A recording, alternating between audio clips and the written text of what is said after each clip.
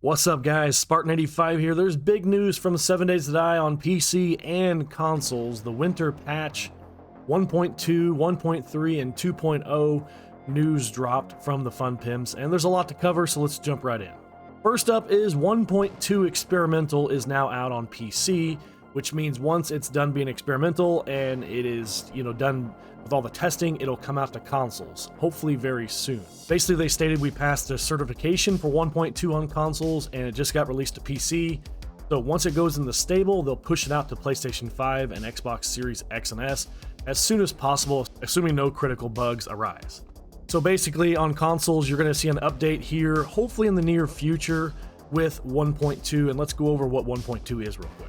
The two biggest things coming to consoles is random world generation and crossplay. So once you do the update, you'll have random world generation on consoles. We have enabled uses of random world generation for consoles, which will generate worlds with sizes up to 8100, which that is Navigaine. Navigaine is 8100. And then they'll have crossplay. Crossplay for PC and console peer-to-peer, no dedicated servers yet. I like the word yet. That means that it maybe is still in the mix further down the road, but it's just going to be peer-to-peer right now. So PC, PS5, and Xbox Series consoles can host and join peer-to-peer multiplayer sessions with other platforms. Device restrictions on player accounts will still apply. Easy anti-cheat must be enabled for PC to host or join crossplay sessions. There's more support for blocking players. Console clients can join worlds greater than 8K, even though they cannot create them. They also say we are not currently setting any hard player count limitations for crossplay. However, the play experience may go down if you join a world that has a lot more players. Let's say you join a PC world that has 16 players, and your game is, you're playing on the Xbox Series S or or even the PS5. Your game's going to struggle a little more rendering that many players into the world. Also, speaking of rendering performance optimizations, they've basically gone from multiple cameras for the first-person view to just one. I remember talking to them at Horde Fest about this, and they were really excited about this coming out to consoles. They really feel like this is going to make a big difference in how the consoles play. There should be a lot less lag. It should just perform a lot better. So hopefully that comes to fruition, and this actually works out really well. First-person avatar is now influenced by environment, shadows, and reflections for all platforms. They also added some more graphic options for consoles. Now, on your console now, if you go into graphic settings, there's nothing you can really do. It's just set to, whatever. Now there's some quality presets that prioritize higher frame rates, and AMD Fidelity FX Super Resolution FSR upscaling can be enabled in performance or quality mode. And I wonder if that's something like the dynamic resolution we have on PC that lets you basically say, I want everything to stay at 60 frames per second. The game may look more like an N64, but you have 60 frames per second. Or maybe you turn it back down and you say, I'm okay with 30 frames per second because I want the game to look better. I'm not sure if that's what that is, or it's just a console-only performance preset that we're going to see. So hopefully we'll see that soon. They also upgraded to FSR version 3.1. If you know what that is, there you go. Hopefully you're excited about it. And there's a couple bug fixes about the bug fix window itself and also the player falling through the world.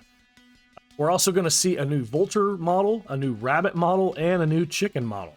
There's also a new sound effect for the nerd outfit extra crafting skill point, which is kind of cool because sometimes when you're wearing the nerd outfit, you don't know when you get an extra skill point when you read magazines. So now there's a sound effect for that. I like that a lot. You wear the nerd outfit, you have no idea if you're benefiting sometimes, unless you actually go to the skills and look and say, oh, I did go up 2, or I did go up whatever, how many points. And on the changelog, it says they're going to a single camera on first person, which is what I kind of talked about earlier, is trying to make consoles run better in first person view by going to a single camera in Unity instead of multiple cameras, which hopefully that's really going to make a big difference, like I said. The Screamer got new sounds, so we'll be interested to hear that.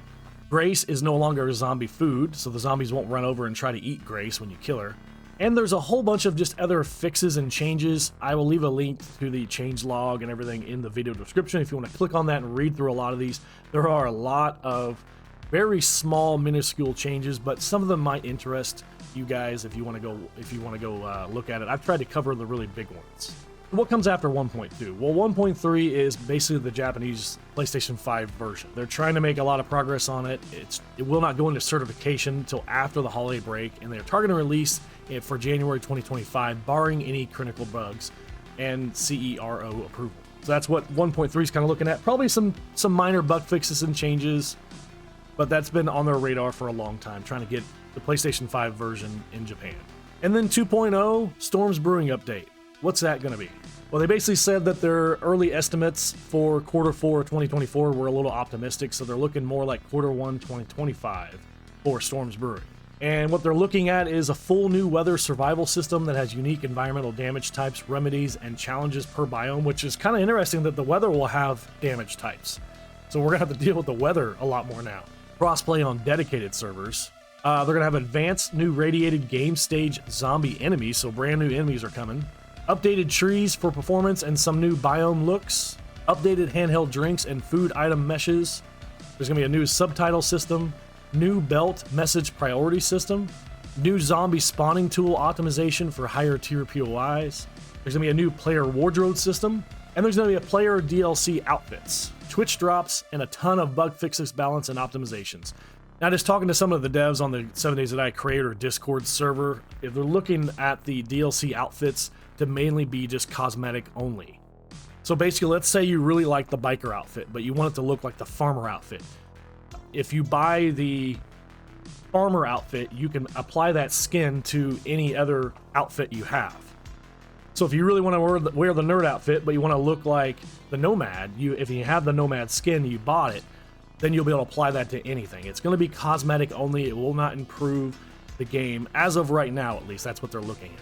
So that's about it, guys. A lot of information in here. Hopefully I covered what you were looking for. Like I said, if you're on consoles, keep an eye out for an update coming in the next, I don't know, week or two maybe, that will be 1.2, and you should have random world generation and crossplay on there. On PC, you can opt into the experimental right now and play it. And then sometime next year, hopefully early next year, we'll have Storm's Brewing coming out, version 2.0 of 7 Days to Die. Thank you guys, and I'll catch you guys out there. See ya. Bye.